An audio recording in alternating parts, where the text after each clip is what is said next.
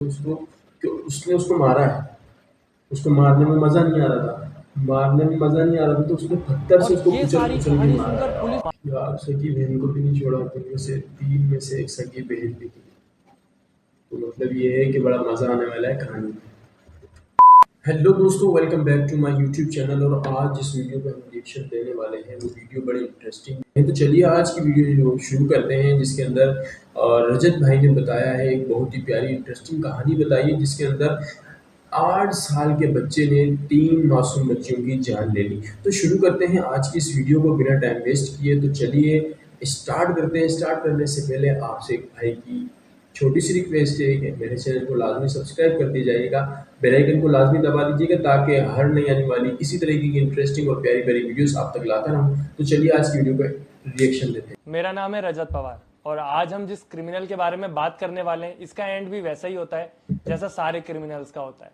पर ये जब पुलिस के सामने बैठा था तो इसके हंसी में कुछ अजीब सी चीज थी। एक तो ये पुलिस के सामने बैठ के हंस रहा था, ऊपर से इसकी आंखों में कोई डर या दहशत नहीं था। ये हंस रहा था और बस एक ही बात बोल रहा था कि पहले मुझे बिस्कुट दो फिर मैं बताऊंगा। आप सोचो, एक क्रिमिनल कत्ल करने वाला बिस्किट मांग रहा है, पहले बिस्किट दो मुझे फिर बताऊंगा। वाह। जिसने 3 मासूम लड़कियों की जान ले ली और वो पुलिस के सामने बैठ के डिमांड भी किस चीज की कर रहा है, बिस्किट। और उसकी आवाज में एक अजीब सा सन्नाटा था।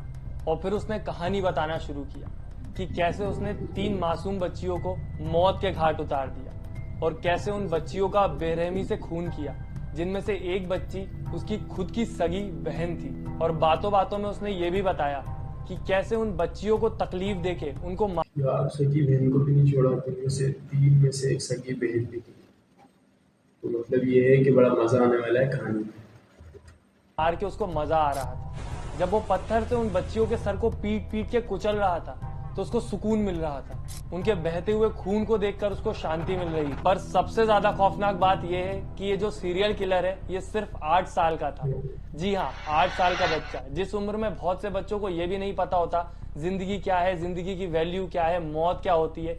उस उम्र में ये बच्चा क्राइम कर रहा था, वो भी मर्डर जैसा भयंकर क्राइम। और वहीं पर जन्म लिया सबसे छोटे सीरियल किलर। क्या आपने कभी सोचा है कि एक बच्चे के अंदर क्या होता है, एक बच्चे के दिल में क्या होता है?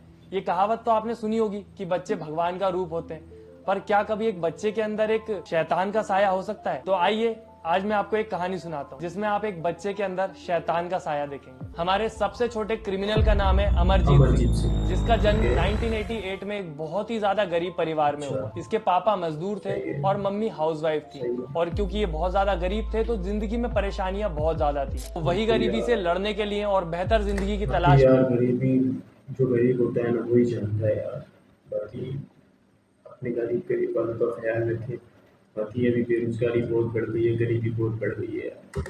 में ये पूरा का पूरा परिवार शिफ्ट हो जाता है मुसहरी गांव। पर उस गांव में शिफ्ट होने के बावजूद भी इनकी जिंदगी की परेशानियां कम नहीं होती हैं, बल्कि मैं कहूं तो परेशानियां बढ़ और जाती हैं। क्योंकि आप जब नई जगह शिफ्ट करते हैं तो बहुत सारी चीजें नई नई हो रही होती हैं। और वहीं पे जो अमरजीत था वो उस वक्त सिर्फ और सिर्फ 6 साल का था। 6 साल की उम्र में एक बच्चा अपनी जिंदगी में इतनी परेशानियां देख रहा था, सिर्फ हिंसा देख रहा था, गाली गलौज देख रहा था। और कहते हैं ना, पूत के पांव पालने में दिख जाते हैं। तो छोटी सी उम्र से अमरजीत जो था वो बाकी बच्चों से काफी अलग लगता था। यार वही बात है कि सोबत असर रखती है। अगर आपके गली मोहल्ले में लड़ाई झगड़े या फटे प्रसाद या जो भी कह सकते हैं, जिस तरीके का माहौल होगा आपका उस तरीके से ही होगा। मिसाल के तौर पर अभी आपके गली में बच्चे नमाजी हैं या कुछ भी है, मिसाल के तौर पर तो आपके बच्चे भी नमाज ही पढ़ रही है, कुरान पाक ही पढ़ेंगे। मिसाल के तौर पर अगर आपकी गली के अंदर बच्चे खेलते ही कि कंचे हैं, गिल्ली डंडा वगैरह ही खेलते रहते हैं, जैसे जो भी करते हैं, मतलब सोबत असर रखती है। सोबत में जो होगा वही होगा।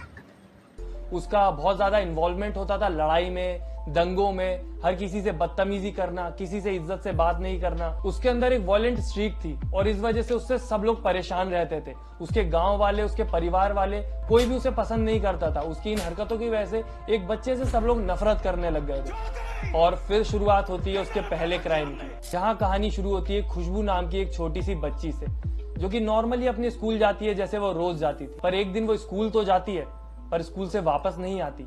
और जब वो वापस नहीं आती है तो सब घबरा जाते हैं। उसकी मम्मी उसको पूरे गांव में ढूंढने लग जाती है पर खुशबू कहीं भी नहीं मिलती। और फिर लापता खुशबू को ढूंढने के लिए पुलिस को इन्फॉर्म किया गया।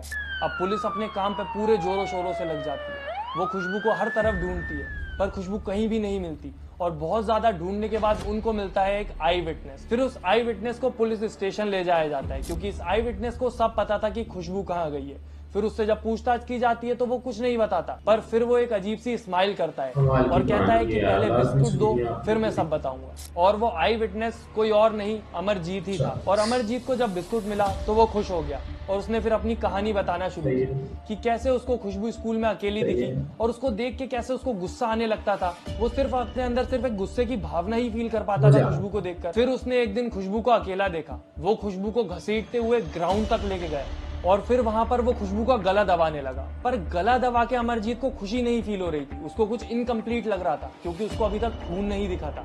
उसने पास में पड़े हुए पत्थर को उठाया और उस पत्थर से खुशबू को जब तक मारा जब तक खुशबू मर नहीं गई। खुशबू को खूना खान करके जब उसने पूरी तरीके से मार दिया, खुशबू की मौत हो गई और उसका गुस्सा शांत हो गया, तो उसने उसी ग्राउंड में खुशबू को दफना दिया। देखें उसको कि उसने उसको मारा है, उसको मारने में मजा नहीं आ रहा था, तो उसने पत्थर से उसको ये सारी कुचल के कहानी मारा सुनकर है। पुलिस बहुत ज्यादा हैरान हो गई क्योंकि ये पूरी की पूरी कहानी एक 8 साल का बच्चा सुना रहा है। पर क्या ये पहली बार था जब अमरजीत ने ऐसा किया था? नहीं, अमरजीत इससे पहले भी ऐसे घिनौने काम कर चुका था। जी हाँ, इससे पहले वो 2 बच्चियों को और मार चुका था। चचेरी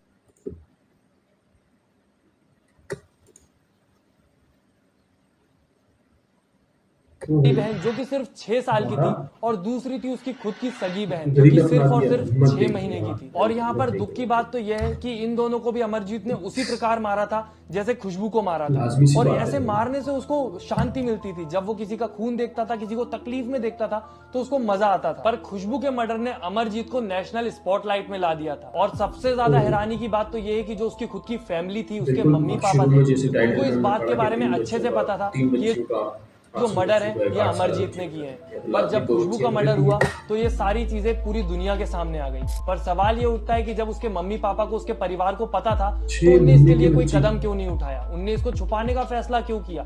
क्योंकि अगर वो इस बात को नहीं छुपाते तो शायद खुशबू आज जिंदा होती। और यही उनकी सबसे बड़ी गलती थी। और 2008 में खुशबू को मारने के बाद अमरजीत बन गया पूरी की पूरी दुनिया का सबसे छोटा सीरियल किलर। साइकोलॉजिस्ट की टीम ने जब अमरजीत को डायग्नोस किया तो पता चला कि अमरजीत को कंडक्ट डिसऑर्डर है। तो बच्चे ने मार भी दिया, जिंदा होती लाजमी बात है।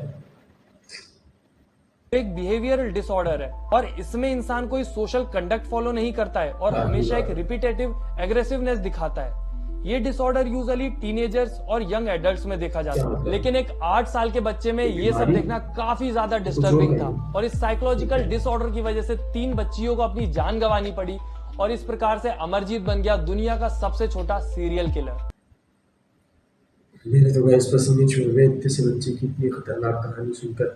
तो आपसे जाते जाते एक छोटी सी रिक्वेस्ट, अगर आपने पूरी कहानी सुनी ली है तो जाते जाते मेरे चैनल को लाजमी सब्सक्राइब करते जाइएगा, बेल आइकन को लाजमी प्रेस करते जाइए ताकि इसी तरीके की इंटरेस्टिंग वीडियो हम आपके लिए लाते रहें और इसी तरीके से आपको अच्छे अच्छे रिएक्शन कर दिखाते रहें। तो मिलते हैं किसी नेक्स्ट वीडियो में। अल्लाह हाफिज़। हेलो दोस्तों, welcome back to my YouTube channel.